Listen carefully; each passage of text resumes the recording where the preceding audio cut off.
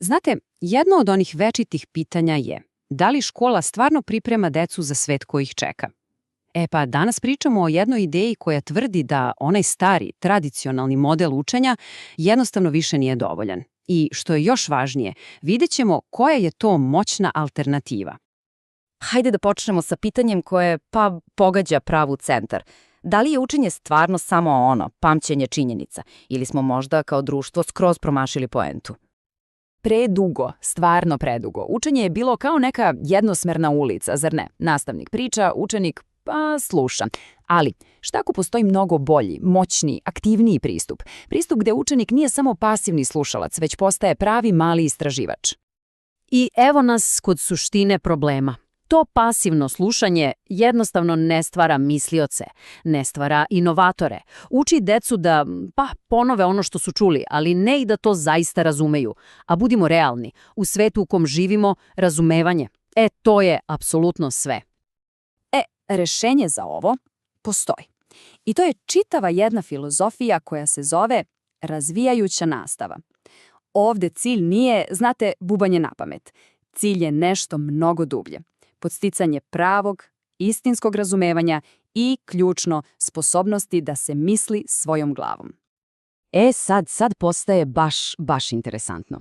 Zato što ovaj koncept ne menja samo ono što piše u udžbenicima. Ne. On menja celu dinamiku, iz korena menja uloge u učionici. Fokus se prebacuje sa onog šta se uči na ono mnogo bitnije kako se uči. Nastavnik više nije samo predavač. Nije neko ko samo isporuči gotove informacije. Ne. Postaje arhitekta učenja. Zvuči moćno, zar ne? On dakle postavlja scenu, dizajnira iskustvo, ali učenici su ti koji su glavni glumci na toj sceni.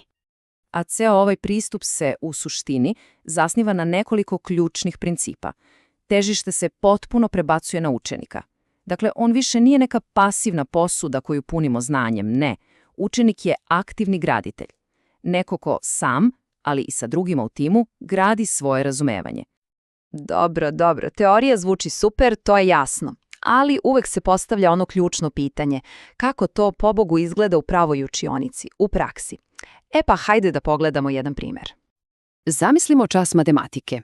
Umjesto da nastavnik samo dođe i kaže, evo vam formula za obim pravougonika, prepišite, on im da problem. Nešto kao, kako da izmerimo ovaj okvir? I onda kreće magija. Učenici sami eksperimentišu, pričaju, diskutuju idejama i na kraju sami dođu do te formule. I kad je tako otkriju, onda je ne samo pamte, već je suštinski razumeju. I mislim da ovo savršeno pogađa suštinu. Učenje ne počinje lekcijom, ne počinje predavanjem, počinje izazovom, počinje problemom. A znanje koje se stekne kroz lično otkriće, to nije nešto što se zaboravi čim prođe test. To je znanje koje ostaje. Dobro, a gde je sad tu tehnologija? Gde se u celu ovu priču o aktivnom učenju uklapa recimo veštačka inteligencija? Hajde da vidimo kako AI može da postane jedan pravi super alat za ovaj način rada. I odmah da razjasnimo jednu stvar.